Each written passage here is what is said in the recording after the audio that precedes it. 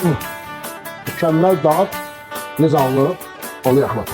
Kərə yağını əlavə edək, yaxşıca. Soğanımızı əlavə edək.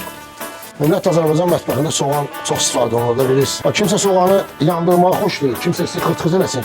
Mən daha orta pişmiş, kiçiklə qızartmanın ortası. Belə də yoxlayım. Çorpamızı əlavə edək. Ağzına ortada parlanma prosesi başlasın. Kartuşkanı mühürləməyi xoşlayıram. Sizə də tövsiyə edirəm. Mühürləmə deyərkən bir balaca qızartmanı görə tutalım. Kök dostlar əlavə edək. Bunu da mühürləyək qəşəng. Pomidorumuzu əlavə edək.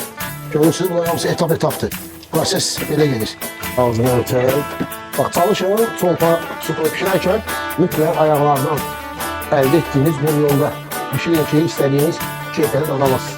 Soyuğun ayaqlarından alınan bulyonumuz da hazırdır. Bəli, bulyonumuzu əlavə edirik. Azlığa duz yaddan çıxmışdı ya. Düyün əlavə edək. Yaxşı qarışdıraq. Gözləyək küsünmətə. Ətini əlavə elədik. Qarışdıraq.